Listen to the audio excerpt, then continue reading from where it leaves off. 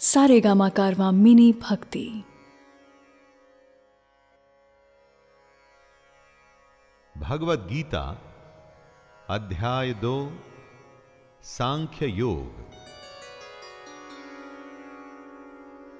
जय श्री कृष्ण। दोस्तों, जीवन तो सब जीते हैं, लेकिन इसको जीने का सही सलीका कितनों को आता है? यही ध्येय है हमारी इस गीता का। मैं शैलेंद्र भारती भगवान श्री कृष्ण को प्रणाम करते हुए अपना कर्म शुरू करता हूं। जरा ध्यान से सुनिएगा। पहले अध्याय में आपने अर्जुन का विषाद, उसका दुख, उसकी दुविधा जानी। अब श्री कृष्ण उसका उत्तर देंगे और इस अध्याय का नाम है सांख्य योग। इसमें अर्जुन की कायरता तथा उसके भ्रम को लेकर विश्लेषण है, उसका एनालिसिस है। दोस्तों, यहां से शुरुआत होती है उस ज्ञान की जिसके लिए भगवद गीता दुनिया का सबसे महानतम ग्रंथ और ज्ञान का भंडार माना जाता है।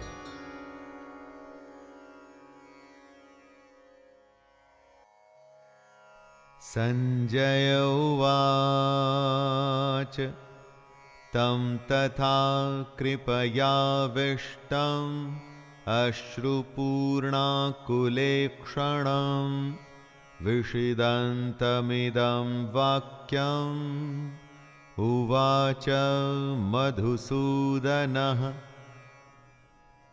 संजय कहते हैं, उस प्रकार करुणा से भरे हुए और आंसुओं से पूर्ण तथा व्याकुल नेत्रों वाले शोक युक्त उस अर्जुन को भगवान देखते हैं। अर्जुन दुख से घिरा हुआ है, आशा खत्म हो चुकी है, हिम्मत टूट चुकी है, और ऐसे में कृष्ण उसे समझाना शुरू करते हैं। जहां युद्ध का वर्णन होना चाहिए था, वहां दुख और विषाद का माहौल है। अर्जुन की आंखों में आंसू, मन में निराशा है। यह एक बहुत बड़ी हैरानी की बात थी। धृतराष्ट्र या संजय कोई भी इसकी आशा नहीं कर रहे थे। अर्जुन का दुख देखकर कृष्ण उत्तर देने के लिए तैयार होते हैं। दोस्तों, यही है गीता। अर्जुन या हम सबकी शंका और ईश्वर या कृष्ण का ज्ञान। श्री भगवानुवाच कुतस्त्वाकश्मलम् इदं विषमे समुपस्थितम् अनार्यजुष्टमस्वर्ग्यम् अकीर्तिकरमर्जुन। श्री भगवान बोलते हैं, हे अर्जुन, तुझे इस समय असमय में यह मोह किस हेतु से प्राप्त हुआ? क्योंकि न तो यह श्रेष्ठ पुरुषों के द्वारा आचरित है, न स्वर्ग को देने वाला है, और न कीर्ति को करने वाला ही है।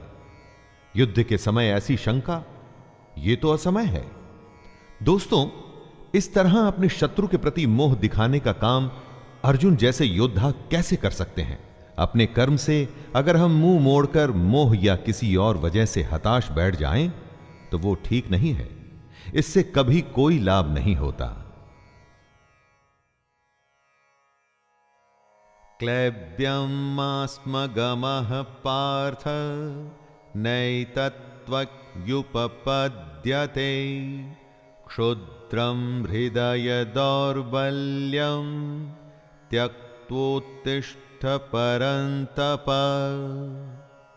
कृष्ण समझा रहे हैं, हे अर्जुन, नपुंसकता को मत प्राप्त हो। अगर तू युद्ध में आया है तो युद्ध कर, ऐसे डर मत। तेरे जैसे धनुर्धर के लिए यह ठीक नहीं है, सही नहीं कि इस तरह से मन की कमजोरी दिखाओ। दोस्तों, श्री कृष्ण यहां नपुंसकता का अर्थ शक्तिहीनता, कमजोर हो जाना, युद्ध से मुंह मोड़ लेने वाली बात कर रहे हैं। यानी कि जो धर्म कहता है उसके अनुसार कर्म तो करना ही चाहिए। स्वयं को कमजोर मानकर बात को छोड़ देना यह सही नहीं है। बुरे समय में अगर हमें भी जब आशंका सताए, यही बात हमें याद रखनी चाहिए कि मन की दुर्बलता छोड़ हमें सिर्फ उस कर्म के बारे में सोचना चाहिए जो हम करने के लिए आए हैं। अर्जुन उवाच कथं भीष्ममहं संख्ये द्रोणं च मधुसूदन इषुभिः प्रतियोत्स्यामि पूजार्हा वरिसूदन। अर्जुन अपनी शंका के बारे में कहते हैं, हे मधुसूदन, मैं रणभूमि में किस प्रकार बाणों से भीष्म पितामह और द्रोणाचार्य के विरुद्ध लड़ूं, जिनसे मैंने सब कुछ सीखा है, जो मेरे लिए सबसे बड़े हैं, उन पर मैं कैसे बाण चला सकता हूं। दोस्तों, यहां पर अर्जुन का कहना है, उसका संशय है, असल में सुनने में गलत नहीं लगता। अर्जुन जिनकी पूजा करते हुए बड़े हुए हैं, अपने पितामह या अपने गुरु पर वो बाण कैसे चला सकते हैं। लेकिन युद्ध का तो यही काम है। बाण शत्रु और अपने में भेद नहीं करता। जब वो चलता है तो प्राण लेने के इरादे से, जिसे करने में इस वक्त अर्जुन असफल हो रहे हैं। गुरु न हत्वा हि महानुभावान् श्रेयो भोक्तुं भैक्षमपि हलोके हत्वार्थकामांस्तु गुरुनिहैव भुञ्जीय भोगान् रुधिरप्रदिग्धान्। अर्जुन की दुविधा गलत नहीं लगती जब वो ऐसा कहते हैं कि इन महानुभाव गुरुजनों को न मारकर मैं इस लोक में भिक्षा का अन्न भी खाना कल्याणकारक समझता हूं। यहां पर अर्जुन कहते हैं कि इन गुरुजनों को मारकर इस दुनिया में किसी भी तरह का लाभ ले लूं, उसका क्या मतलब है।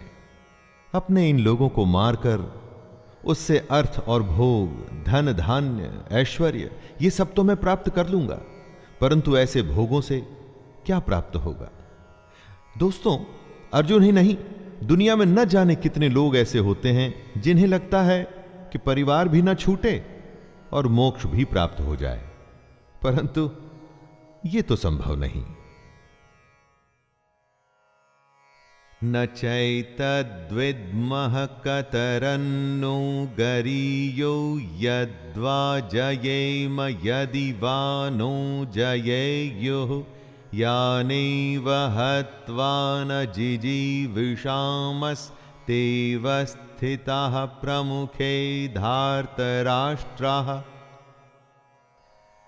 अर्जुन कहते हैं, हम ये भी नहीं जानते कि हमारे लिए युद्ध करना और न करना, इन दोनों में से कौन सा श्रेष्ठ है, अथवा ये भी नहीं जानते कि उन्हें हम जीतेंगे या वे हमको जीतेंगे।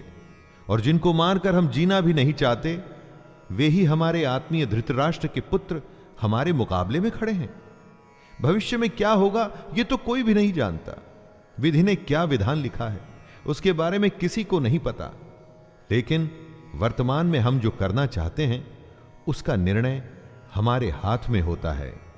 हमारे कर्म सिर्फ और सिर्फ हमारे ही हाथ में हैं। तो क्या युद्ध जीतने के लिए अपनों को मारना ठीक है? अपने कर्म को पूरा करने के लिए हमें किस सीमा तक जाना चाहिए और किस सीमा को पार करना चाहिए?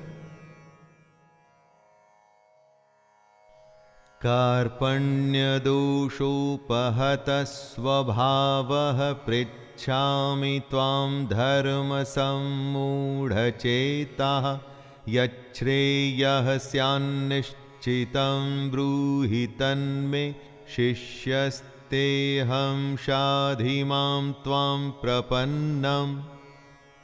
इसलिए कायरता रूप दोष से उपहत हुए स्वभाव वाला तथा धर्म के विषय में मोहित चित्त हुआ मैं आपसे पूछता हूं कि जो साधन निश्चित कल्याणकारक हो वो मेरे लिए कहिए, क्योंकि प्रभु मैं आपका शिष्य हूं।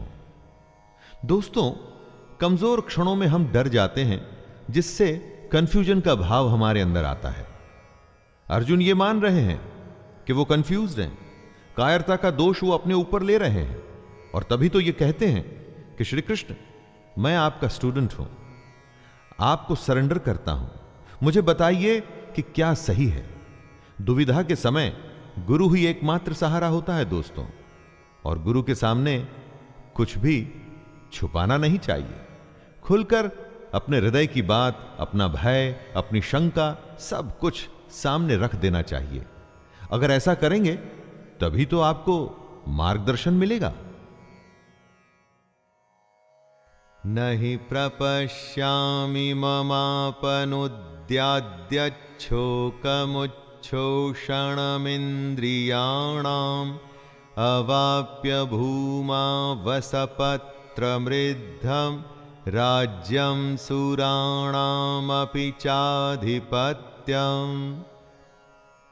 अर्जुन आगे कहते हैं, जीतने पर उन्हें जमीन मिल जाएगी, धन धान्य मिलेगा, नाम होगा, लेकिन इन सब के मिलने के बाद उनका यह दुख कम नहीं होगा जो उन्हें अभी महसूस हो रहा है। यही बात है दोस्तों, जब अपनों का दुख सताता है तो किसी भी तरह का लाभ आराम नहीं देता। और उससे भी बड़ी बात, अगर आप शोक में हैं, दुख में हैं, तो जब तक उस दुख को दूर नहीं करेंगे, उसकी वजह ढूंढ नहीं लेंगे, उसका उपाय नहीं ढूंढ लेंगे, दुनिया का कोई भी सुख आपको आराम नहीं दे पाएगा। संजय उवाच एवमुक्त्वा ऋषिकेशं गुडाकेशः परन्तप न योत्स्य इति गोविन्दम् उक्त्वा तूष्णीं बभूवः। संजय धृतराष्ट्र को बोलते हैं, हे राजन, निद्रा को जीतने वाले अर्जुन अंतर्यामी श्री कृष्ण को फिर से कहते हैं, मैं युद्ध नहीं करूंगा। ये स्पष्ट कहकर चुप हो जाते हैं। यानी निद्रा हमारी नेचुरल आवश्यकता है, इस पर दुनिया में कोई भी विजय नहीं पाया है। लेकिन अर्जुन को ऐसा महान माना जाता था कि उसने निद्रा पर भी विजय प्राप्त कर ली थी। और वो ही अर्जुन निद्रा तो नहीं, अपने मोह, अपने डर और दुख से हारता हुआ दिख रहा है। किस समय कौन सी दुर्बलता हम पर हावी हो जाए और कुछ समय के लिए हम उससे हार मान लें, यह कहना बड़ा मुश्किल है। जब अर्जुन के साथ ऐसा हुआ है दोस्तों, तो हमारे साथ भी हो सकता है। लेकिन अर्जुन उस दुर्बलता को जीत के आगे बढ़ा था और उसी तरह से हमें भी बढ़ना होगा। तमुवाच ऋषिकेशः प्रहसन्निव भारत सेनयोरुभयोर्मध्ये विषिदन्तम् इदं वचः। धृतराष्ट्र की उत्सुकता बढ़ रही है।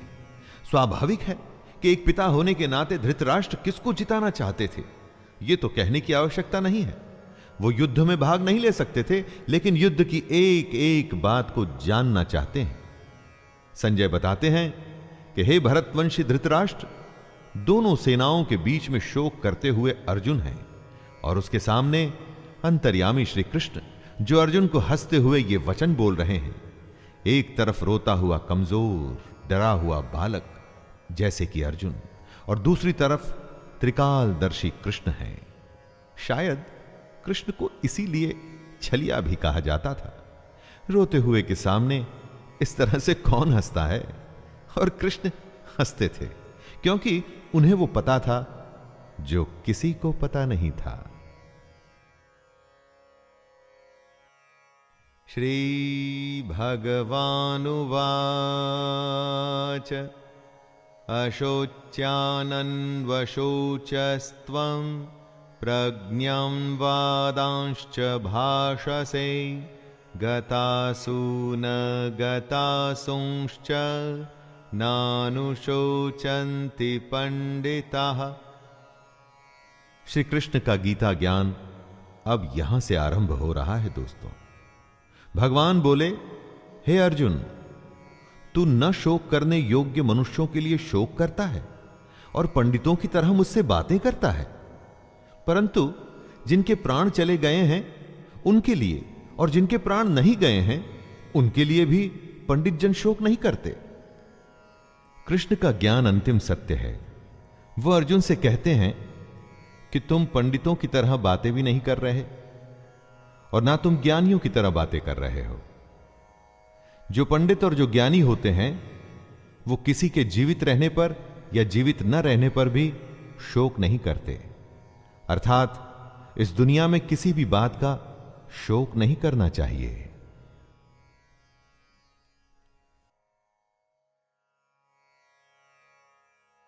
न त्वैवाहं जातु नासं न त्वं नेमे जनाधिपः न चैव न भविष्यामः सर्वे वयमतः परम। हे अर्जुन, न तो ऐसा ही है कि किसी काल में मैं नहीं था, तू नहीं था, अथवा ये राजा लोग नहीं थे, और न ऐसा ही है कि इससे आगे हम सब नहीं रहेंगे। ऐसा कोई समय नहीं था अर्जुन, जब अर्जुन नहीं था, कृष्ण नहीं था, बाकी के राजा नहीं थे। हम आते हैं और जाते हैं, फिर से आते हैं, समय का खेल चलता रहता है। अब यह बात अर्जुन या हमारे जैसे दुनियादारी में फंसे लोगों के लिए समझना या समझाना बहुत मुश्किल है दोस्तों, और इसी में से कृष्ण हमें बाहर निकालना चाहते हैं। काल का फेर, जी हां, काल का फेर तो चलता ही रहता है। हर काल में हमारे जैसे, अर्जुन के जैसे और कृष्ण के जैसे लोग होते हैं। आने वाले समय में भी हम तीनों होंगे और ऐसा ही खेल फिर से होगा। देहिनोऽस्मिन् यथा देहे कौमारं यौवनं जरा तथा देहान्तरप्राप्तिर्धीरस्तत्र न मोह्यते। कृष्ण जीवन का खेल समझाते हुए कहते हैं, जैसे जीवात्मा की इस देह में बालकपन, जवानी और वृद्धावस्था होती है, वैसे ही अन्य शरीर की प्राप्ति होती है। इस विषय में धीर पुरुष मोहित नहीं होता। हमारी आत्मा तो वही रहती है, लेकिन शरीर बचपन से बुढ़ापे तक बदलता है। वैसे ही नए जन्म में नया शरीर मिलता है। दोस्तों, कृष्ण कहते हैं कि बदलाव प्रकृति का नियम है। जो अभी है वो अगले पल बदल चुका है। आपको चाहे वो दिखे या न दिखे, आप उसे महसूस करें या न करें। जब बदलाव नियम है, ऐसे नियम के लिए फिर दुखी क्यों होना? जो नहीं बदलता उसे कहते हैं आत्मा। आत्मा की इस परिभाषा को ध्यान से समझ लीजिए। शरीर बदलता है दोस्तों, आत्मा कभी नहीं बदलती।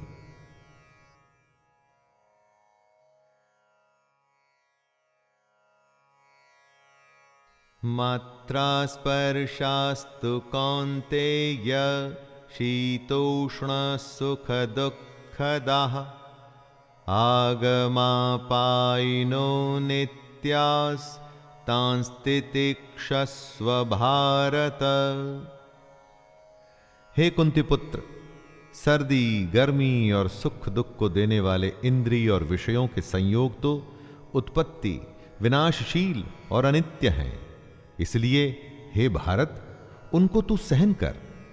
जिन्हें हमारी इंद्रियां महसूस करती हैं, वो सर्दी, गर्मी या सुख दुख आते जाते रहते हैं, हमेशा नहीं रहते। हमारे सेंसेस और उनके विषयों से जुड़ करके हमें भूख, नींद, सुख, दुख, सुकून, बेचैनी जैसे फीलिंग्स आती हैं। लेकिन ये सब हमारे शरीर से जुड़ी बातें हैं जो खत्म होने वाली हैं।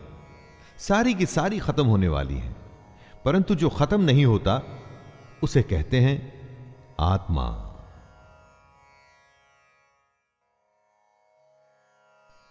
यम ही न व्यथयन्त ये ते पुरुषं पुरुषर्षभ समदुःख सुखं धीरं सोमृततत्त्वाय कल्पते। क्योंकि हे पुरुष श्रेष्ठ, दुख सुख को समान समझने वाले जिस धीर पुरुष को ये इंद्रिय और विषयों के संयोग व्याकुल नहीं करते, वह मोक्ष के योग्य होता है। सुख दुख जो बराबर समझे, दोनों हालत में एक जैसा रहे, वही जीवन में आगे बढ़ता है। जितनी भी आपकी आयु हो, जीवन में जरा पीछे मुड़ के देखिए। न जाने कितनी बार आप सुख दुख से बीते होंगे। कभी बेतहाशा खुशी हुई होगी, किसी के जाने या बेहद बड़े नुकसान पे शायद आप फूट फूट के रोए भी होंगे। और आगे आने वाले जीवन में भी ऐसा होता ही रहेगा। ज्ञानी इस बात को जानते हैं कि ऐसे सुख दुख तो आते जाते रहते हैं। एक ही भाव कभी रुक के नहीं रहता। नासतो विद्यते भावो न भावो विद्यते सतः उभयोरपि दृष्टोऽन्तस्त्वन्नयोस्तत्त्वदर्शिभिः। कृष्ण कहते हैं कि असत वस्तु की तो सत्ता नहीं है और सत का अभाव नहीं है। इस प्रकार इन दोनों का ही तत्वज्ञानी पुरुषों द्वारा देखा गया है। दोस्तों, जो झूठ है उसका कोई मूल्य नहीं, मूल्य सिर्फ सच का ही है। समझदार लोग इस बात को समझते हैं। जिसका आना जाना लगा रहे उसके लिए कोई क्या शोक करे। सुख गया तो दुख दरवाजे पर आने के लिए बिल्कुल तैयार खड़ा है। एक के लिए दुख करेंगे तो आने वाली अच्छी खबर के लिए जल्द ही खुश ही होना पड़ेगा। लेकिन अगर आप ज्ञान को समझें तो पाएंगे कि ये दोनों भाव झूठे हैं। इनका कोई मूल्य नहीं। मूल्य है तो सिर्फ आत्मा का, जो निरंतर है और सिर्फ वही सच है।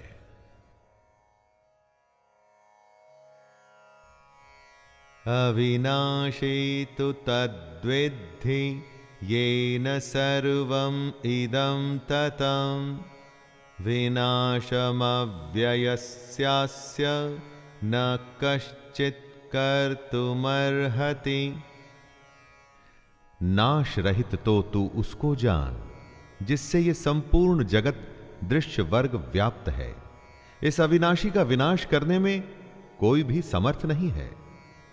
मतलब परमानेंट सिर्फ वही है जिसमें ये पूरा जगत, पूरी दुनिया समाई हुई है, जो सबसे बड़ा सच है। बाकी सब कुछ आता जाता रहता है। सिर्फ ये सच्चाई ही हमेशा के लिए है। इस बात को समझने में डिफिकल्टी आ सकती है। ऐसा भी लग सकता है कि समझ नहीं आई, लेकिन इसको समझे बिना कोई हल भी तो नहीं है। हमारी आत्मा ही दुनिया की सबसे बड़ी सच्चाई है। यही आत्मा हमारे भीतर है, और जब यह आत्मा बाहर है तो पूरी दुनिया जो हमें दिखती है ना, वो भी इसी में समाई हुई है। अंतवंत इमे देहा नित्यस्योक्ताः शरीरिणः अनाशिनो प्रमेयस्य तस्माद्युध्यस्व भारत। सबसे बड़ी सच्चाई है हमारी आत्मा, जो मरती नहीं। बाकी सब कुछ हमारा शरीर या हमारे भाव हैं जो मर जाते हैं। कृष्ण कहते हैं, हे भरतवंशी अर्जुन, तू युद्ध कर, क्योंकि ये आत्मा अमर है, इसका मरना संभव नहीं। इसीलिए इसे सबसे बड़ी सच्चाई कहा गया है। महापुरुष इसी ज्ञान, इसी आत्मा को समझने में अपना पूरा जीवन संन्यास में, समाधि में, ध्यान में बिता देते हैं। कृष्ण का कहना है कि शरीर नाशवान है और आत्मा अमर है, और वही सच्चाई है, तो शोक किस बात का करना। य एनं वेत्ति हन्तारं यश्चैनं मन्यते हतम् उभौ तौ न विजानीतो नायं हन्ति न हन्यते। जो इस आत्मा को मारने वाला समझता है तथा जो इसको मरा हुआ मानता है, वे दोनों ही नहीं जानते सच्चाई को, क्योंकि ये आत्मा वास्तव में न तो किसी को मारती है और न किसी के द्वारा मारी जाती है। अर्थात आत्मा सिर्फ होती है, उसका होना ही सच है, बाकी कुछ नहीं। ये तो अज्ञान ही है जो हमें यह सोचने पे मजबूर करता है कि हमने किसी को मार दिया या हम मार देंगे। लोग अपने अहंकार में ऐसा समझते हैं कि वे बहुत कुछ कर सकते हैं या बहुत कुछ कर चुके हैं। यह सिर्फ उनकी नादानी है। अज्ञानता है।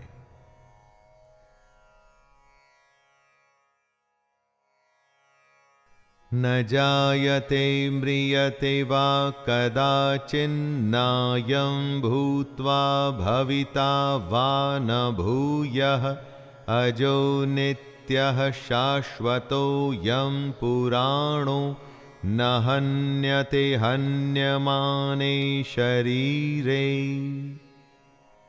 कृष्ण आगे समझाते हैं कि ये आत्मा किसी काल में भी न तो जन्मती है और ना ही मरती है, तथा ना ये उत्पन्न होकर फिर होने वाली ही है, क्योंकि ये तो अजन्मा, नित्य, सनातन और पुरातन है। शरीर के मारे जाने पर भी ये मरती नहीं। आत्मा हमेशा रहती है, हर काल में। बाकी सब कुछ आता है और जाता है। आत्मा कल, आज और कल हमेशा रहेगी। गीता की सबसे गंभीर बात का यह मूल है दोस्तों, जब कुछ नहीं था तो आत्मा थी, जब कुछ नहीं होगा तो भी आत्मा होगी। आत्मा को छोड़ बाकी सब बदलेगा, आएगा और जाएगा।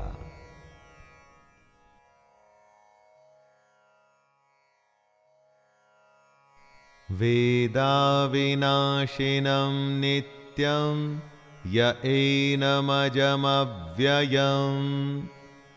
कथं स पुरुषः पार्थकं घातयति हन्तिकम्।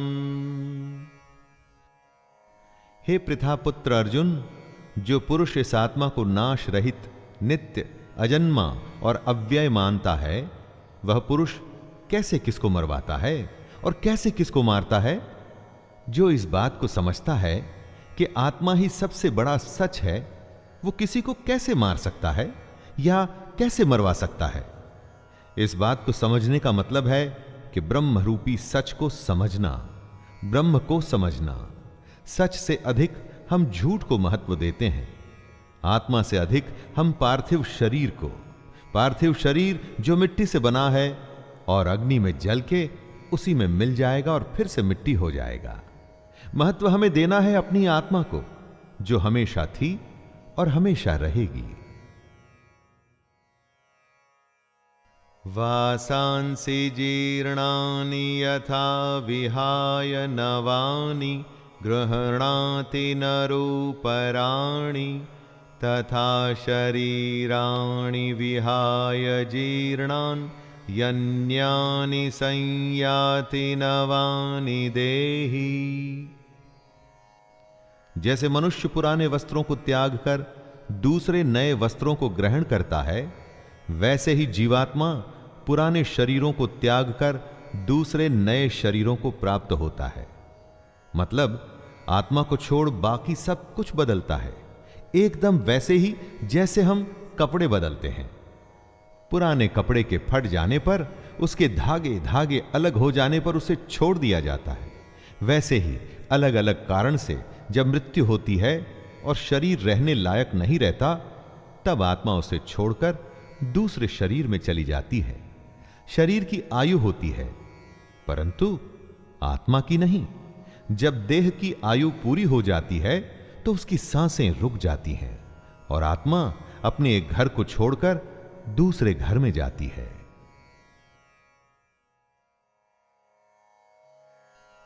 नैनं छिन्दन्ति शस्त्राणि नैनं दहति पावकः न चैनं क्लेदयन्त्यापो न शोषयति मारुतः। इस आत्मा को शस्त्र नहीं काट सकते, इसको आग नहीं जला सकती, इसको जल नहीं गला सकता और वायु सुखा नहीं सकती। आत्मा कोई वस्तु नहीं कि कट जाए, जल जाए या सूख जाए। आत्मा के इसी स्वरूप को कृष्ण समझा रहे हैं। जैसे कपड़ा फटता है, गल जाता है, उसी तरह से आत्मा को कोई वस्तु समझना भूल होगी। उस आत्मा को अपनी इस दुनिया की किसी चीज से मत तोलिए। आत्मा किसी के भी जैसी नहीं, उसका कोई दूसरा उदाहरण संभव ही नहीं। आत्मा अपने आप में विरली और अनूठी है। यह हमसे पहले भी थी और आगे भी रहेगी। अच्छेद्योऽयमदाह्योऽयम् अक्लेद्यो शोष्य एव च नित्यः सर्वगतः स्थाणुरचलोऽयं सनातनः। ये आत्मा अच्छेद्य है, इसे छेदा नहीं जा सकता। ये आत्मा अदाह्य है, इसे जलाया नहीं जा सकता। अक्लेद्य है मतलब गीला भी नहीं किया जा सकता। और निसंदेह अशोष्य है मतलब इसे सुखाया भी नहीं जा सकता। ये आत्मा नित्य, सर्वव्यापी, अचल, स्थिर रहने वाली और सनातन है। सनातन का अर्थ क्या होता है दोस्तों? जो हमेशा से है और हमेशा रहेगा, वही आत्मा भी है। श्री कृष्ण ये बताना चाहते हैं कि हम जो नाशवान हैं, मतलब हमारा जो ये शरीर है, इस पर ज्यादा ध्यान न दें। हम समझें आत्मा को जिसका नाश नहीं हो सकता, तभी हमें मुक्ति मिलनी संभव हो सकती है। वरना मोह और दुविधा में हम हमेशा फंसे रह जाएंगे, जैसे कि अभी अर्जुन फंसा हुआ है और अपना कर्म करने को तैयार ही नहीं।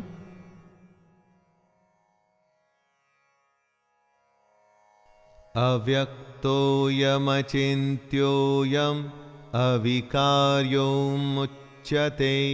तस्मादेवं विदित्वैनं नानुशोचितुमर्हसि।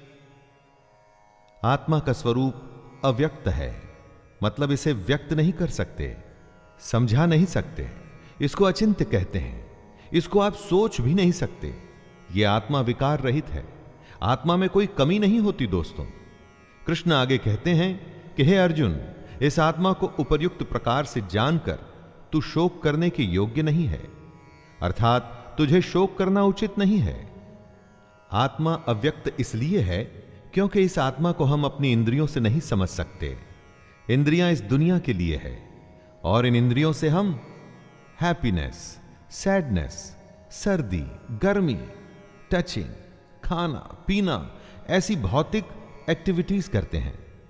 आत्मा इन सब से परे है। अथ चैनं नित्यजातं नित्यं वा मन्यसे मृतं तथापि त्वं महाबाहो नैवं शोचितुमर्हसि। आत्मा का ये ज्ञान कृष्ण अर्जुन को इसलिए दे रहे हैं कि वो जिनके लिए शोक कर रहा है वो व्यर्थ है। कृष्ण समझाते हैं कि हे अर्जुन, यदि तू इस आत्मा को जन्म लेने वाली तथा सदा मरने वाली मानता है तो हे महाबाहो, तू इस प्रकार शोक करने के योग्य नहीं है। दोस्तों, अगर अर्जुन आत्मा को जन्म लेने वाला और मरने वाला समझता है तो भी शोक करने का कोई अर्थ नहीं है। अगर अर्जुन आत्मा को शरीर की तरह ही जन्म लेने वाला और मरने वाला समझता है तो भी युद्ध में मरने वालों के लिए शोक करने का कोई मतलब नहीं। जातस्तहि ध्रुवो मृत्युर्ध्रुवं जन्म मृतस्य च तस्मादपरिहार्येऽर्थे न त्वं शोचितुमर्हसि। कृष्ण कहते हैं कि हे अर्जुन, अगर तुम ये मानते हो कि जन्मे हुए की मृत्यु निश्चित है और मरे हुए का जन्म निश्चित है, तो इससे भी इस बिना उपाय वाले विषय में तुम्हें शोक करने का कोई हक नहीं है। जन्म और मृत्यु तो जुड़े हैं एक के बाद दूसरे का होना, तो फिर शोक क्यों करना? जिसका जन्म हुआ उसका अंत तो निश्चित है, और अगर आत्मा ने जन्म लिया है तो उसका मरना भी निश्चित है। कृष्ण यहां यह कह रहे हैं कि न जाने कितनी ही बार हम उन बातों के लिए शोक करते हैं जिसका होना तय है। यह समझदारी नहीं है। जो तय है वो होगा ही, और जो होगा ही तो उसके लिए शोक करके अपने आप को कमजोर या दुर्बल बनाने की क्या आवश्यकता है? अव्यक्तादीनि भूतानि व्यक्तमध्यानि भारत अव्यक्तनिधनान्येव तत्र का परिदेवना। हे अर्जुन, संपूर्ण प्राणी जन्म से पहले अप्रकट थे और मरने के बाद भी अप्रकट हो जाने वाले हैं, केवल बीच में ही प्रकट है। फिर ऐसी स्थिति में शोक क्या करना? हमारा होना, किसी का भी होना उनके जन्म और मृत्यु के बीच में होता है, तो फिर शोक किसके लिए करना? अचानक से एक जन्म होता है, जब कोई नहीं था तो वो एक नया खिलखिलाता हुआ नया जीवन आता है, खुशियां लिए हुए, लेकिन उसके साथ ही किसी के जाने की भी तैयारी शुरू हो गई है। ऐसा तो हो नहीं सकता कि हम अच्छे को स्वीकार करें और बुरे के लिए शोक मनाते रहें। जीवन के सच को हमें मानना पड़ेगा। आश्चर्यवत् पश्यति कश्चिदेन माश्चर्यवद्वदति तथैव चान्यः आश्चर्यवच्चैनमन्यः शृणोति श्रुत्वाप्येनं वेद न चैव कश्चित्। कोई एक महापुरुष ही इस आत्मा को आश्चर्य की भांति देखता है और वैसे ही दूसरा कोई महापुरुष भी इसके तत्व को आश्चर्य की भांति वर्णित करता है, तथा दूसरा कोई अधिकारी पुरुष इसे आश्चर्य की भांति सुनता है, और कोई कोई तो सुनकर भी इसको नहीं जानता। यानी कि आत्मा को समझना बेहद बेहद और बेहद मुश्किल है। कुछ आत्मा के बारे में सुन के हैरान होंगे कि ऐसा कैसे हो सकता है। कोई हैरान होकर आत्मा का वर्णन करेगा, और हम में से कोई ऐसे होंगे जो सुन के इस बात को समझ नहीं पाएंगे। बात को समझिए, कितनी ही बार लोग ज्ञान की बातें सुनते हैं और थोड़ी ही देर में वापस अपनी मोह माया की दुनिया में लग जाते हैं। दोस्तों, उसी मोह माया से तो निकलना है अगर आप आत्मा को समझना चाहते हैं। देहि नित्यमवध्योऽयं देहे सर्वस्य भारत तस्मात् सर्वाणि भूतानि न त्वं शोचितुमर्हसि। हे अर्जुन, यह आत्मा सबके शरीर में सदा ही अवध्य है। इस कारण संपूर्ण प्राणियों के लिए तू शोक करने के योग्य नहीं है। अवध्य यानी आत्मा का वध करना संभव नहीं है। जब आत्मा को कोई मार ही नहीं सकता और आत्मा ही एक सच है, तो तू शोक किसके लिए कर रहा है? दोस्तों, सबसे बड़ी बात जो सामने आती है वो ये कि इस आत्मा को समझें कैसे। इसको समझना ही मोक्ष की प्राप्ति है। स्वधर्ममपि चावेक्ष्य न विकम्पितुमर्हसि धर्म्याद्धियुद्धाश्रेयोऽन्यत् क्षत्रियस्य न विद्यते। कृष्ण अर्जुन को याद दिलाते हैं कि अपने धर्म को देखकर भी तू भय करने योग्य नहीं है, अर्थात तुझे भय नहीं करना चाहिए, क्योंकि क्षत्रिय के लिए धर्मयुक्त युद्ध से बढ़कर दूसरा कोई कल्याणकारी कर्तव्य नहीं है। दोस्तों, कृष्ण कहते हैं कि अगर हमने किसी काम को करने का निर्णय ले लिया है तो फिर उससे डरना नहीं चाहिए। पूरे तन मन से बस उस काम को, उस युद्ध को करने में लग जाना चाहिए। ज्ञान यह है कि निर्णय के बाद डरने का कोई मतलब नहीं, सिर्फ करने का मतलब है, कर्म करने का।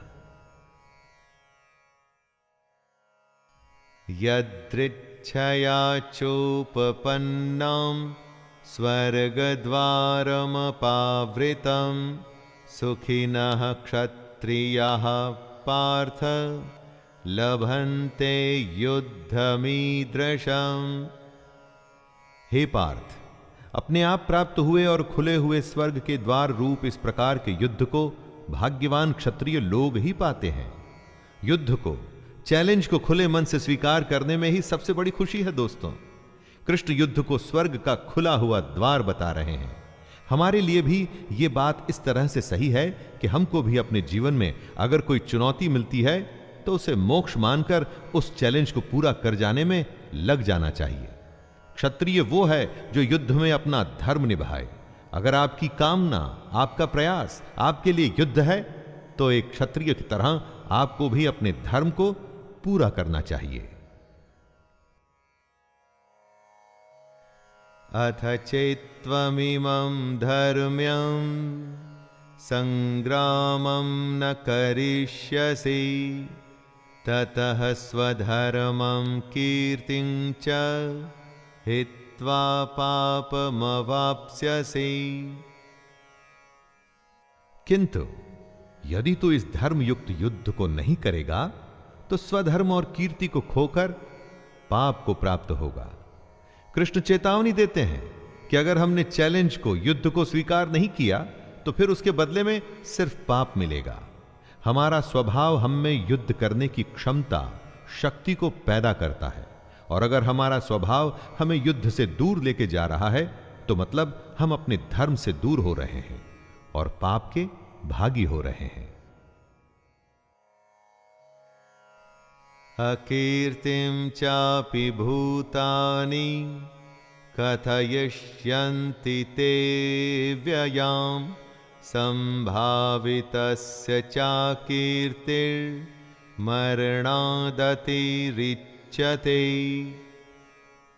कृष्ण कहते हैं, हे अर्जुन, सब लोग तेरी बहुत काल तक रहने वाली अपकीर्ति का भी कथन करेंगे, और माननीय पुरुष के लिए अपकीर्ति मरण से भी बढ़कर है। मतलब युद्ध करने से अगर मना कर दिया तो उससे बड़ा अपमान, उससे बड़ी बेइज्जती कुछ नहीं हो सकती।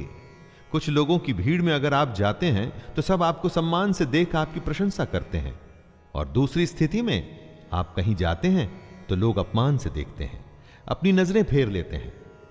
आपको क्या स्वीकार है, यश या अपकीर्ति, अपमान या सम्मान? युद्ध को छोड़ देने का मतलब ही अपमान है।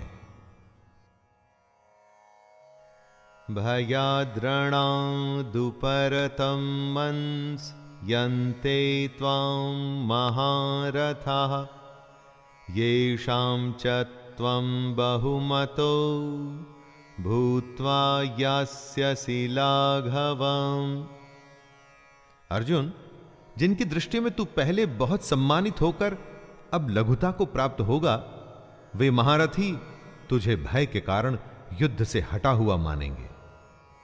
दोस्तों, अर्जुन को सब महान योद्धा समझते थे। अगर अर्जुन युद्ध से हट जाता तो वो उसे कायर मानते। चाहे अर्जुन हो या हम, युद्ध न करने में बहुत अपमान होता है। अच्छा या बुरा, छोटा या महान, सब तुलना का खेल है दोस्तों। इस खेल में हार जीत तो होती ही है, इसके अलावा युद्ध में कौशल दिखाना भी एक बहुत बड़ी बात होती है। और अगर कोई युद्ध से ही मुंह फेर ले तो समाज में उसे कहीं जगह नहीं मिलती।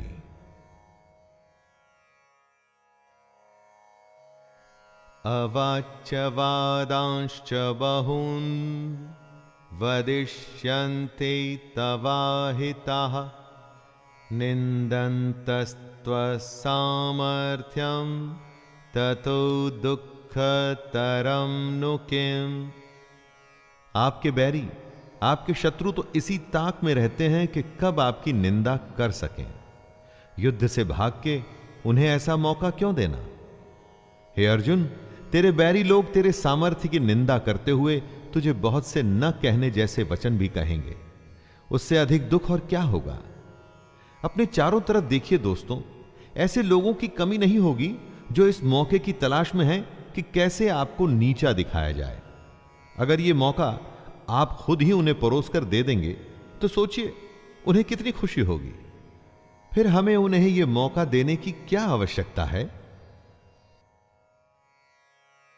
हतो वा प्राप्स्यसि स्वर्गं जित्वा वा भोक्ष्यसे महीं तस्मादुत्तिष्ठ कौन्तेय युद्धाय कृतनिश्चयः। या तो तू युद्ध में मारा जाकर स्वर्ग को प्राप्त होगा अथवा संग्राम में जीतकर पृथ्वी का राज्य भोगेगा। इस कारण हे अर्जुन, तू युद्ध के लिए निश्चय करके खड़ा हो जा। आज की दुनिया में इसी बात को सोच के देखिए दोस्तों, पूरे जी जान से खेलने पर आप हार जीत की चिंता नहीं करते, क्योंकि आप अपना सब कुछ झोंक चुके होते हैं। जीतने पर नाम होता है और हारने पर भी आप अपने और दूसरों के मन में सम्मान पाते हैं, क्योंकि आपने धर्म के अनुसार युद्ध किया। इसलिए अपनी चुनौतियों से, चैलेंजेस से कभी भी मुंह नहीं मोड़ना चाहिए। सुख दुखे समे कृत्वा लाभालाभौ जया जयौ ततो युद्धाय युज्यस्व नैवं पापमवाप्स्यसि। जय पराजय, लाभ हानि और सुख दुख को समान समझकर उसके बाद युद्ध के लिए तैयार हो जा। इस प्रकार युद्ध करने से हे अर्जुन, तू पाप को नहीं प्राप्त होगा। दोस्तों, अपनी चुनौती में अगर आप अपना सर्वस्व लगा देते हैं तो जीतने पर तो सब कुछ मिलेगा ही, लेकिन अगर हार भी जाते हैं तो अफसोस नहीं होगा, निराशा नहीं होगी, क्योंकि आपके पास जो भी था वो आपने युद्ध में, अपनी चैलेंजेस में लगा दिया। अब इस स्थिति को बड़े ध्यान से देखिए। युद्ध में अपना सब कुछ लगाने पर हार जीत में अंतर कम हो जाता है, और यही तो कृष्ण भी कह रहे हैं कि सुख और दुख को एक जैसा समझें और बस युद्ध में लग जाएं। अच्छा बुरा सबको एक जैसा समझकर बस अपने काम, अपनी चुनौती में लग जाइए। एषा ते विहिता सांख्ये बुद्धिर्योगे त्विमां शृणु बुद्ध्या युक्तो यया पार्थ कर्मबंधं प्रहास्यसि। हे पार्थ, यह बुद्धि तेरे लिए ज्ञान योग के विषय में कही गई है, और अब तू इसको कर्म योग के विषय में सुन। दोस्तों, अब कृष्ण कर्म योग के बारे में बता रहे हैं, जिससे कर्मों के बंधन को तोड़ा जा सके, नष्ट किया जा सके। ज्ञान सोचने और समझने की बात है, और कर्म व्यवहारिक यानी प्रैक्टिकल, सच्चाई, दोनों तरीके हैं अपने गंतव्य, मंजिल या डेस्टिनेशन पर पहुंचने के। यनेहाभिक्रमनाशोस्ति प्रत्यवातो न विद्यते स्वल्पमप्यस्य धर्मस्य त्रायते महतो भयात्। इस कर्म योग में आरंभ का अर्थात बीज का नाश नहीं है, और उल्टा फल रूपी दोष भी नहीं है, बल्कि इस कर्म योग रूपी धर्म का थोड़ा सा भी साधन जन्म मृत्यु रूपी महान भय से रक्षा करवा देता है। सबके लिए ज्ञान का, साधना का, साधुओं का मार्ग संभव नहीं है। हमारे जैसे अधिकतर लोगों को कर्म योग अपनाना चाहिए। अगर कर्म योग को समझ के उस पर हम सब चल सकें तो कभी निराशा नहीं होगी। अगर इस कर्म योग को हम थोड़ा सा भी समझ लें तो जन्म और मृत्यु के डर से हमेशा के लिए बच सकते हैं। व्यवसायात्मिका बुद्धिर एकेह कुरु नंदन बहुशाखा ह्यनन्ताश्च बुद्ध्यो व्यवसायिनाम्। हे अर्जुन, इस कर्म योग में निश्चयात्मिका बुद्धि एक ही होती है, किंतु अस्थिर विचार वाले विवेकहीन सकाम मनुष्यों की बुद्धियां निश्चय ही बहुत भेदों वाली और अनंत होती है। जब फैसला लेना हो तो बुद्धि एक ही होती है, लेकिन जहां सोच की, फैसले की, निर्णय की कमी हो वहां कई बुद्धियां काम करती हैं। यहां अनिर्णय की स्थिति के बारे में कहा गया है। दोस्तों, जब आप फैसला नहीं ले पाते हैं, कोई डिसीजन नहीं ले पाते हैं, तो न जाने कितनी ही दिशाओं में आपका ध्यान, आपकी बुद्धि जाती है। लेकिन अगर आप निर्णय करने की सोच लें तो उसके बाद सिर्फ उस काम को करने का ही प्रण होता है। और अगर ऐसा नहीं है तो ऐसा होना चाहिए। यामिमां पुष्पितां वाचं प्रवदन्त्य विपश्चितः वेदवादरताः पार्थ नान्यदस्तीति वादिनः। हे अर्जुन, जो भोगों में तन्मय हो रहे हैं, जो कर्म फल के प्रशंसक वेद वाक्यों में ही प्रीति रखते हैं, जिनकी बुद्धि में स्वर्ग ही परम प्राप्य वस्तु है और जो स्वर्ग से बढ़कर दूसरी कोई वस्तु ही नहीं देखते, यानी ऐसे लोग जो कर्म के बदले में होने वाले सिर्फ फल लाभ की ही बात करते हैं। जब भी कोई काम उससे होने वाले फायदे से शुरू होता है तो वो काम नहीं, स्वार्थ हो जाता है, उसे कर्म नहीं कह सकते। जो लोग ऐसा करते हैं उन्हें कृष्ण कर्म फल का प्रशंसक बता रहे हैं। आप अकर्मी होने से बचिए। कामात्मानः स्वर्गपरा जन्म कर्म फल प्रदां क्रिया विश्लेष बहुलां भोगैश्वर्य गतिं प्रति। ऐसे लोगों को कृष्ण ढोंगी बताते हैं। वो कहते हैं, हे अर्जुन, ऐसा कहने वाले हैं वे अविवेकी जन इस प्रकार की जिस पुष्पित अर्थात दिखाऊ शोभा युक्त वाणी को कहा करते हैं, ऐसे लोग ढोंगी होते हैं। यानी वो लोग जो कर्म की बात सिर्फ इसलिए करते हैं ताकि उन्हें बदले में भोग और ऐश्वर्य जैसे फल या लाभ मिल सकें, काम से ज्यादा उसके होने वाले फायदे की बात करना ढोंग है। कई लोग आपको मिलेंगे जो जमीन पर इतना काम नहीं करेंगे जितना वो हवाई किले बनाएंगे।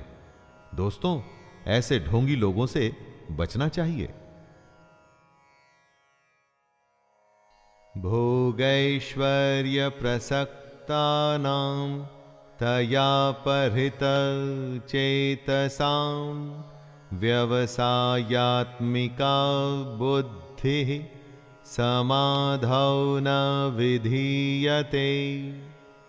जो कर्म की बातें सिर्फ भोग और ऐश्वर्य के लिए करते हैं, जिनका ध्येय सिर्फ भोग और ऐश्वर्य है, उन पुरुषों की परमात्मा में निश्चयात्मिका बुद्धि नहीं होती। यानी ऐसे लोगों का ध्येय स्वार्थ होता है, फायदा होता है। भगवान या अपने काम में सच्ची लगन नहीं होती। ऐसे लोगों की संगत से बचना चाहिए। इनकी पहचान होती है इनके नेगेटिव रवैये से। इनकी बातों से आप समझ जाएंगे कि काम में इनकी कोई रुचि नहीं, बस उस काम का फल भोगने में इनको बहुत रुचि है। त्रैगुण्य विषया वेदा निस्त्रैगुण्यो भवार्जुन निर्द्वन्द्वो नित्यसत्वस्थो निर्योगक्षेम आत्मवान। हे अर्जुन, वेदों के कर्म कांड हमारी प्रकृति के 3 गुणों से जुड़े हैं। इसलिए तू उन भोगों एवं उनके साधनों में आसक्तिहीन, हर्ष शोकादि द्वंद्वों से रहित, नित्य वस्तु परमात्मा में स्थित योग और क्षेम को न चाहने वाला और स्वाधीन अंतःकरण वाला हो। यहां पर कृष्ण अत्यंत कठिन लेकिन सबसे बड़ी बात कह रहे हैं। वो कहते हैं कि वेद भी सिर्फ 3 गुणों में ही सीमित हो जाते हैं, उससे आगे वो भी नहीं जानते। उससे आगे है कर्मयोग। उनका कहना है कि कर्म करो लेकिन उसमें आसक्ति नहीं, उससे जुड़े सुख दुख से लगाव न रखो। यावानर्थ उदपाने सर्वतः संप्लुतोदके तावान् सर्वेषु वेदेषु ब्राह्मणस्य विजानतः। बेहद बड़े जलाशय के प्राप्त हो जाने पर छोटे जलाशय में मनुष्य का जितना प्रयोजन रहता है, उसी तरह से अगर जिसने ब्रह्म तत्व को समझ लिया तब उसके लिए वेदों की कोई आवश्यकता नहीं। पोथी पढ़ पढ़ जग मुआ पंडित भया न कोय। पोथी या वेद से ही आपको सफलता मिले ऐसा सोचना गलत है। कर्म योग तो उस बड़े तालाब की तरह है कि अगर यह मिल गया तो छोटे तालाब की आवश्यकता आपको क्यों रहेगी। कर्म का खेल इतना बड़ा है कि उसके आगे सारे ज्ञान छोटे पड़ जाते हैं। लेकिन कर्म को समझना पड़ेगा कि आखिर ये होता क्या है। कर्मण्येवाधिकारस्ते मा फलेषु कदाचन मा कर्मफल हेतुर्भुर्मा ते संगोस्त्वकर्मणि। तेरा कर्म करने में ही अधिकार है, उसके फलों में कभी नहीं। इसलिए तू कर्मों के फल के लिए काम मत कर। और ऐसा भी ना हो कि तू कर्म ही ना करे। कर्म करना है लेकिन फल के लिए नहीं। गीता के सबसे लोकप्रिय श्लोक में इस श्लोक की गिनती होती है। कर्म करना है लेकिन फल के लिए नहीं, उसे अपना धर्म और अपना कर्तव्य समझकर। योगस्थः कुरु कर्माणि संगत्यक्त्वा धनंजय सिद्धय सिद्धयोः समो भूत्वा समत्वं योग उच्यते। कृष्ण योग को और समझा रहे हैं। हे धनंजय, तू आसक्ति को त्याग कर सिद्धि और असिद्धि में समान बुद्धि वाला होकर योग में स्थित हुए कर्तव्य कर्मों को कर।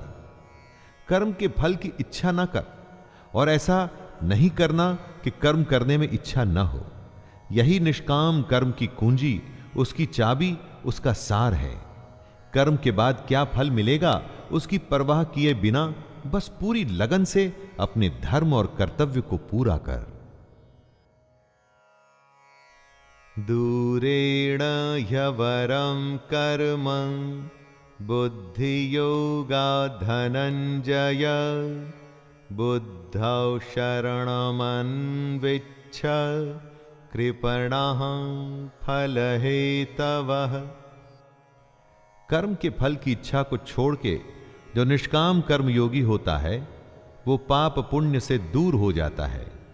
जो फल के लिए काम करते हैं उन्हें हमेशा असफल होने का डर रहता है, और इसीलिए कभी भी वो कर्म को अच्छे से नहीं कर पाते, और फिर अगर उनको फल मिल भी जाता है तो इसी फल में उलझ जाते हैं। इसलिए हमें बुद्धि योग की शरण में आना चाहिए। लगन सिर्फ काम में और भगवान में, तब बुद्धि निश्चय से काम कर पाती है।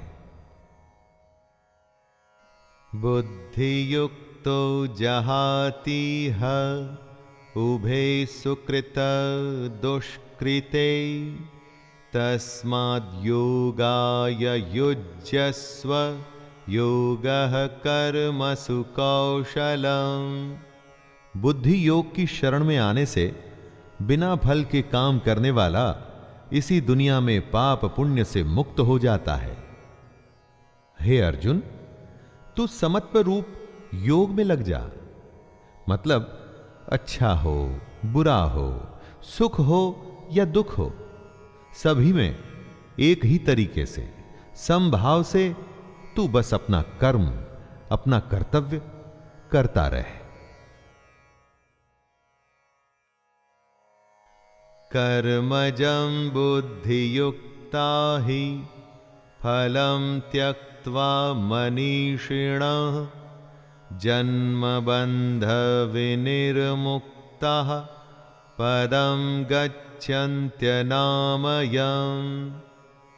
आम इंसान कर्म करके उसके फल को प्राप्त कर खुश होता है, और उसके बाद दूसरे फल के लालच में फिर से नए कर्म में लग जाता है। इसमें फल के बारे में सोचना ही प्रधान है, और यही गलत बात है। अगर आप अपनी सारी शक्ति, क्षमता और इच्छा सिर्फ कर्म में लगाएं और फल को भूल जाएं तो क्या होगा? आपका ध्यान कर्म में रहेगा, आप उस कर्म में बेहतर होंगे, आपकी तरक्की होगी। और रही बात फल की, तो सोच के देखिए, अगर आपने कर्म किया है तो आखिर फल जाएगा कहां?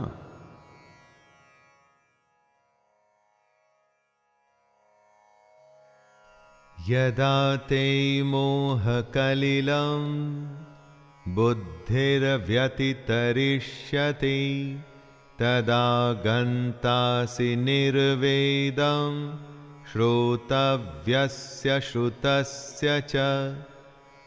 कर्म के फल का मोह हो या रिश्तों का मोह, धन या ऐश्वर्य का मोह, यही मोह हमें फंसाता है।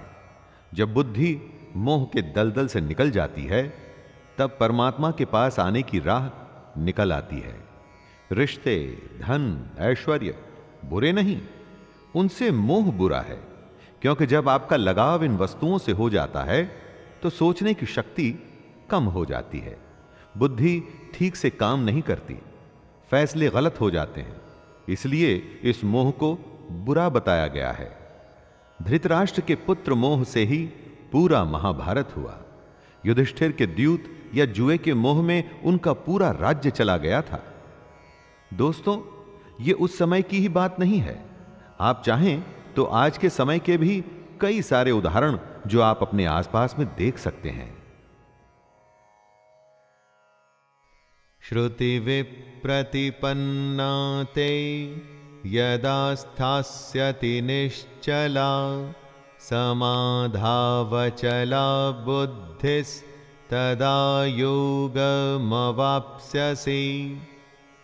जितने लोग होते हैं उतने किस्म की बातें होती हैं, और जितनी बातें होती हैं उतने तरीके से बुद्धि सोचती है। जब दिमाग, बुद्धि स्थिर होकर एक जगह या परमात्मा में लग जाती है तो उसे ही योग कहते हैं। बुद्धि का स्थिर हो जाना ही एकाग्रता यानी कंसंट्रेशन कहलाता है। दोस्तों, स्थिर होकर एकाग्रता से कुछ करने को समाधि की स्थिति भी कहते हैं।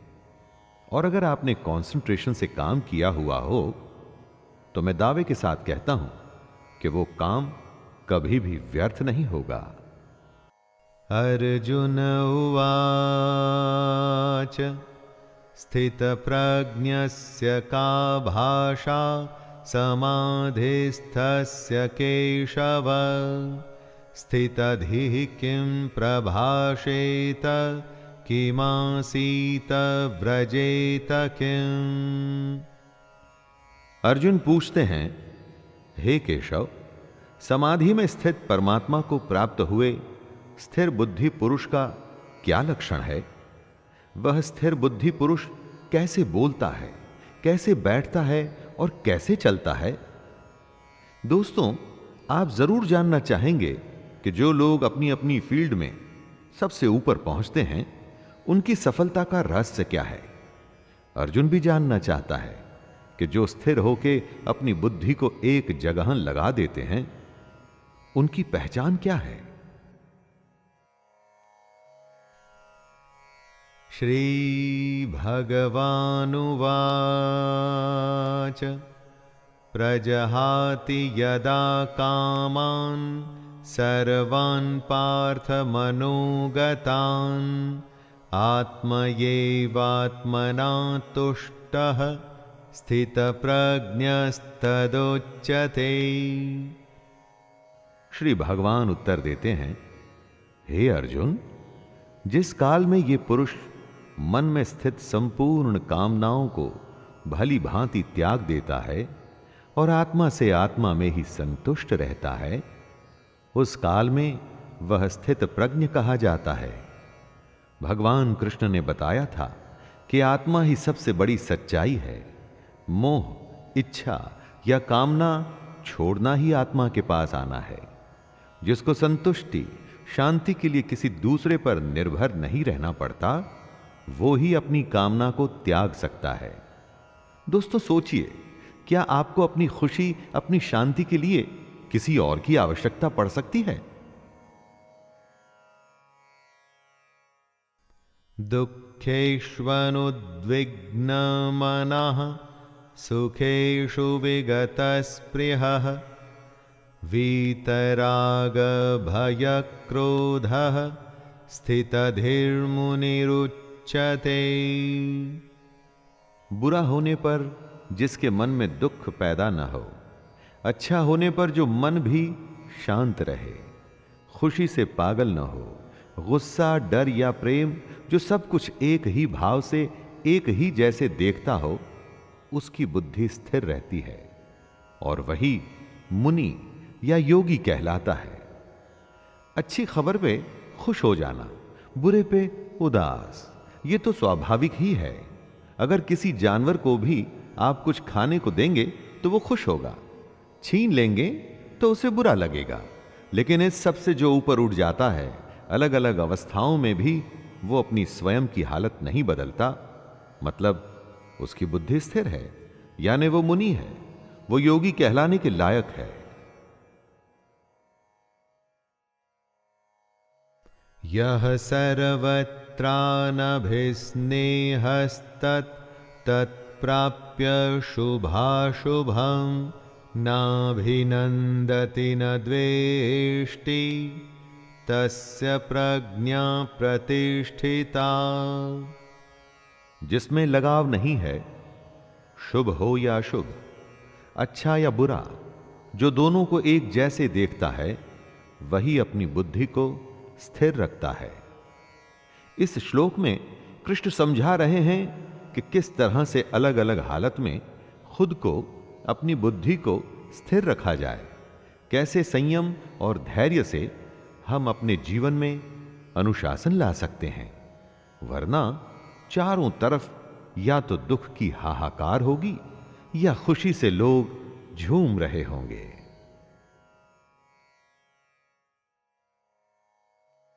यदा संहरते चायं कूर्मोऽङ्गनीव सर्वशः इन्द्रियाणीन्द्रियार्थेभ्यस्तस्य प्रज्ञा प्रतिष्ठिता। कछुआ जिस तरह से सब ओर से अपने अंगों को समेट लेता है, वैसे ही जब पुरुष इंद्रियों के विषयों से इंद्रियों को सब प्रकार से हटा लेता है, तब उसकी बुद्धि स्थिर होती है। यानी दुनिया में रहकर भी दुनियादारी से बचना ही बुद्धि को स्थिर करना है। अगर किसी के सामने आप बहुत ही स्वादिष्ट खाना रखें तो क्या वो खुद को रोक पाएगा? किसी के सामने आप महंगे आभूषण या डिजिटल गैजेट्स रखें तो क्या वो स्वयं पर कंट्रोल कर सकेगा? ना, ये संभव नहीं है दोस्तों। इसको जो संभव कर दे उसी की बुद्धि स्थिर होती है। आप स्वयं पर आजमा के देखिए, अगर दुनिया की वस्तुएं आपको लुभा नहीं पाती तो आप अपनी बुद्धि को नियंत्रण में ले आएंगे।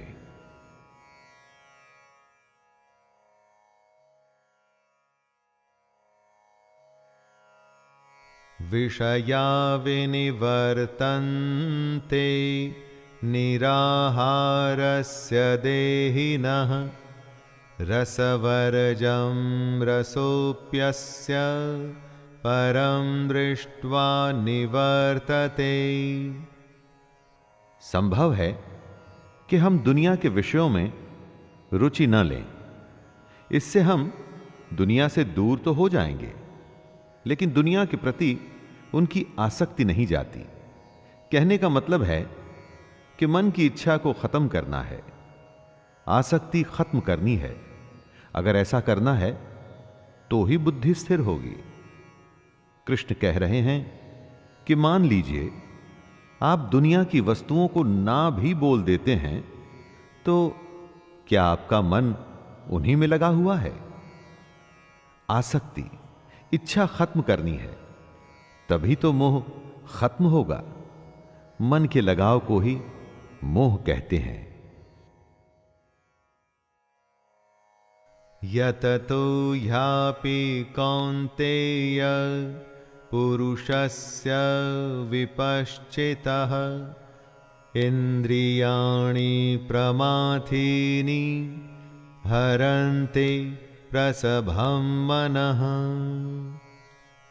हे अर्जुन, आसक्ति का नाश न होने के कारण ये प्रमथन स्वभाव वाली इंद्रियां प्रयास करते हुए बुद्धिमान पुरुष के मन को भी बलपूर्वक हर लेती हैं। कृष्ण समझा रहे हैं कि जहां आप अपनी इच्छा या अपनी आसक्ति खत्म नहीं करते, वहां इंद्रियां आपको अपने वश में कर लेती हैं। सोचिए, कितनी ही बार ऐसा होता है कि सुख दुख आपके वश में नहीं, आप सुख दुख के वश में हो जाते हैं। कभी हंसी नहीं रुकती तो कभी रोना नहीं, कभी भूख नहीं रुकती तो कभी नींद, और कभी काम वासना भी नहीं रुकती।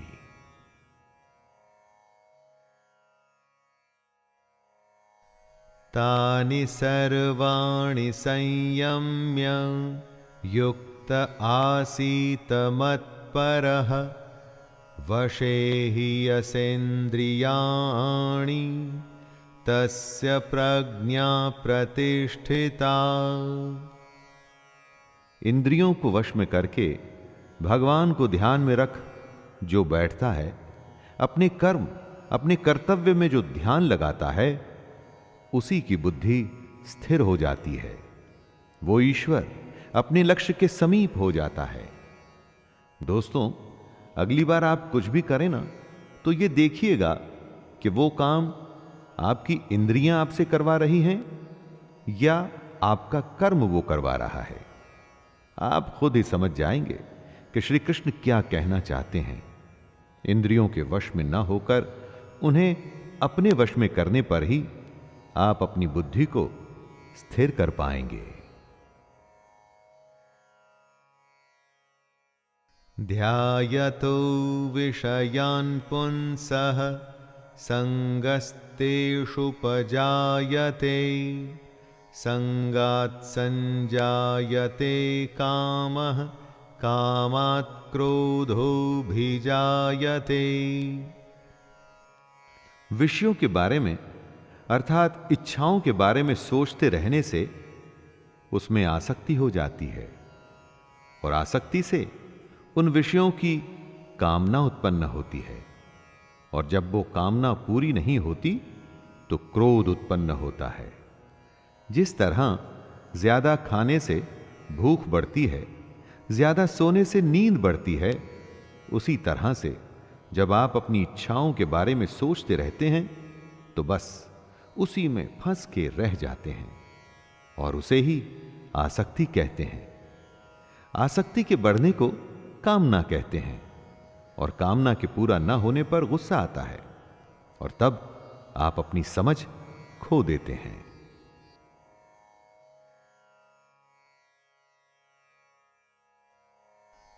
क्रोधात् भवति सम्मोहः सम्मोहात् स्मृतिविभ्रमः स्मृतिभ्रंशात् बुद्धिनाशो बुद्धिनाशात् प्रणश्यति। यानी सोचने की शक्ति कम हो जाती है, मूढ़ भाव से स्मृति में भ्रम हो जाता है। जब सोच नहीं सकते तो याद भी नहीं रख सकते। स्मृति में भ्रम हो जाने से बुद्धि अर्थात ज्ञान शक्ति का नाश हो जाता है। जब याद नहीं रख पाएंगे तो ज्ञान किसी काम नहीं आएगा, बुद्धि बेकार हो जाएगी और बुद्धि का नाश हो जाने से पुरुष अपनी स्थिति से गिर जाता है। राग द्वेष वियुक्तैस्तु विषयानिन्द्रियैश्चरन् आत्मवश्यैर्विधेयात्मा प्रसादम् अधिगच्छति। जो अपनी इच्छाओं को, अपनी आसक्तियों को अपने नियंत्रण अर्थात कंट्रोल में रख पाते हैं, दोस्ती शत्रुता गुस्से या प्यार के बिना अपनी इंद्रियों को भटकने नहीं देते, वो अंतःकरण की प्रसन्नता को प्राप्त होते हैं। ऐसे लोगों को बाहरी नहीं, हार्दिक और अंदरूनी प्रसन्नता होती है। आनंद, खुशी, शांति कहीं बाहर नहीं होती दोस्तों, वो तो हमारे अंदर होती है और हम उसे ढूंढते बाहर हैं। इसलिए ऐसा कहा गया है कि मोह को कहां ढूंढे रे बंदे, मैं तो तेरे पास। प्रसादे सर्वदुःखानां हानिरस्योपजायते प्रसन्नचेतसो ह्याशो बुद्धिः पर्यवतिष्ठते। अंतःकरण की प्रसन्नता होने पर, अंदर से प्रसन्न होने पर दुख खत्म हो जाते हैं और ऐसे प्रसन्न चित्त कर्म योगी की बुद्धि शीघ्र ही सब ओर से हटकर एक परमात्मा में ही भली भांति स्थिर हो जाती है। दोस्तों, आप अपने लक्ष्य के बारे में सोचिए, प्रयास करिए कि उसे सबसे अच्छा, पूरी दुनिया में दी बेस्ट सबसे श्रेष्ठ उसे कैसे कर सकते हैं और उसे पूरा करने में लग जाइए। फल का मत सोचिए कि लक्ष्य पूरा होगा कि नहीं, बस उसे करते रहिए और फिर देखिए कैसी मानसिक शांति और सुकून मिलता है आपको। नास्ति बुद्धिरयुक्तस्य न चायुक्तस्य भावना न चाभावयतः शांतिर्शान्तस्य कुतः सुखम। जो पुरुष अपने मन या अपनी इंद्रियों को नहीं जीत पाते, उनमें निश्चयात्मिका बुद्धि नहीं होती, यानी कि वो स्पष्ट और सटीक निर्णय नहीं ले पाते। ऐसे मनुष्य के अंतःकरण में भावना भी नहीं होती। भावनाहीन मनुष्य को शांति नहीं मिलती, और शांति रहित मनुष्य को सुख कैसे मिल सकता है? बीमार आदमी क्या अच्छा खाना और क्या बुरा खाना, उसे कुछ अच्छा नहीं लगता। जो अंदर होता है वो बाहर आता ही है। जब आपके अंदर शांति नहीं होगी तो आप आनंद कभी भी प्राप्त नहीं कर पाएंगे।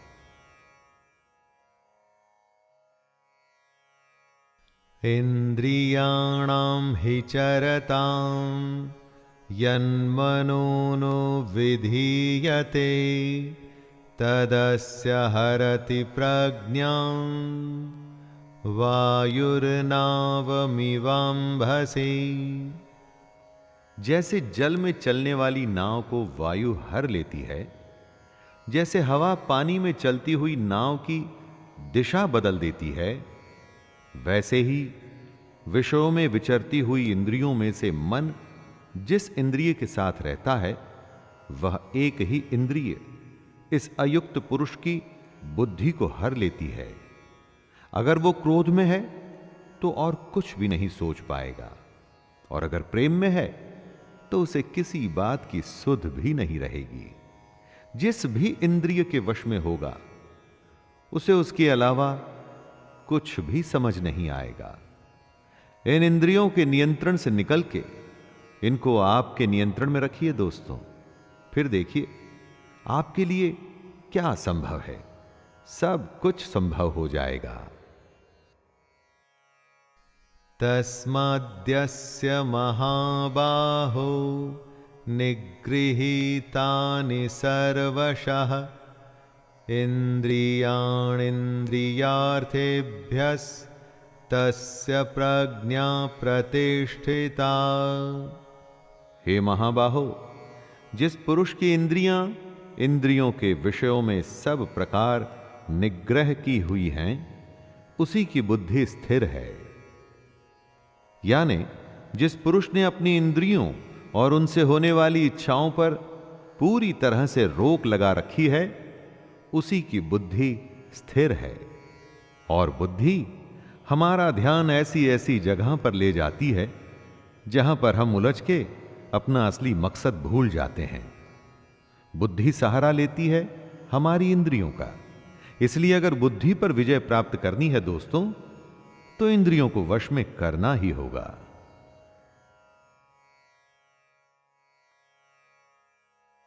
या निशा सर्वभूतानां तस्यां जागर्ति संयमी यस्यां जाग्रति भूतानि सा निशा पश्यतो मुनेः। संपूर्ण प्राणियों के लिए जो रात्रि के समान है, उस नित्य ज्ञान स्वरूप परमानंद की प्राप्ति में स्थित प्रज्ञ योगी जागता है।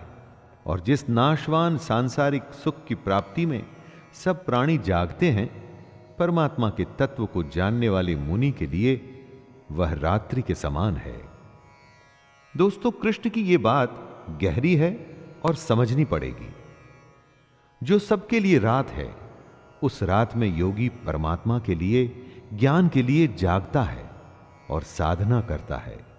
और जो सबके लिए सांसारिक सुख है, जिसके लिए संसार में हर कोई जागता है, वो सुख योगी के लिए रात के समान है। जब सब सोते हैं तो मेहनती बच्चा रात में जाग के पढ़ता है और परीक्षा में वो ही अव्वल आता है। आपूर्यमाणमचल प्रतिष्ठं समुद्रमापः प्रविशन्ति यद्वत् तद्वत् कामायं प्रविशन्ति सर्वे स शान्तिमाप्नोति न कामकामी। जैसे नाना प्रकार की नदियों के जल सब ओर से परिपूर्ण अचल प्रतिष्ठा वाले समुद्र में उसको विचलित न करते हुए ही समा जाते हैं, वैसे ही सब भोग जिस स्थित प्रज्ञ पुरुष में किसी प्रकार का विकार उत्पन्न किए बिना समा जाते हैं, वही पुरुष परम शांति को प्राप्त होता है, भोगों को चाहने वाला नहीं। नदियां समुद्र को विचलित अर्थात उसे डिस्टर्ब नहीं करती, उसी तरह से स्थिर बुद्धि वाले पुरुष में सारी इच्छाएं, सारे भोग समा जाते हैं और उसे विचलित नहीं करते। कई बार किसी के कहने पर आपको बुरा लगता है और आप अपना आपा खो देते हैं, इसका मतलब आपका अपने ऊपर नियंत्रण नहीं है। ऐसा समुद्र बनिए जिसमें कोई भी नदी किसी भी तरह की गाली या कोई कमेंट आपको कभी भी विचलित न कर पाए।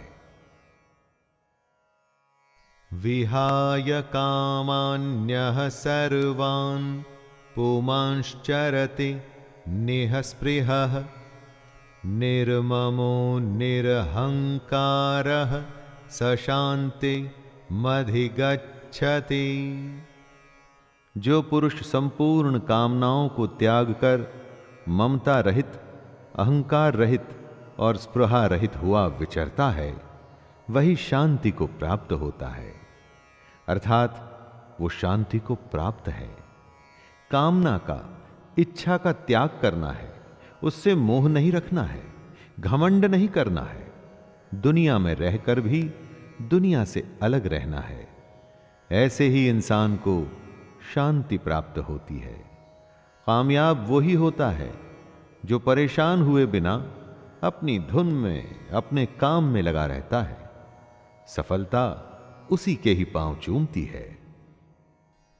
एषा ब्राह्मी स्थितिः पार्थ नैनां प्राप्य विमुह्यते स्थित्वा स्यामन्तकालेऽपि ब्रह्मनिर्वाणमृच्छते। हे अर्जुन, ये ब्रह्म को प्राप्त हुए पुरुष की स्थिति है। इसको प्राप्त होकर योगी कभी मोहित नहीं होता और अंतकाल में भी इस ब्रह्म स्थिति में स्थित होकर ब्रह्मानंद को प्राप्त हो जाता है। दोस्तों, कृष्ण अर्जुन को बता रहे हैं कि जो पुरुष ऐसा करने में सफल होता है उसे ब्रह्म की प्राप्ति होती है। ब्रह्म का अर्थ है सबसे बड़ा सत्य, इससे आगे कुछ भी नहीं होता।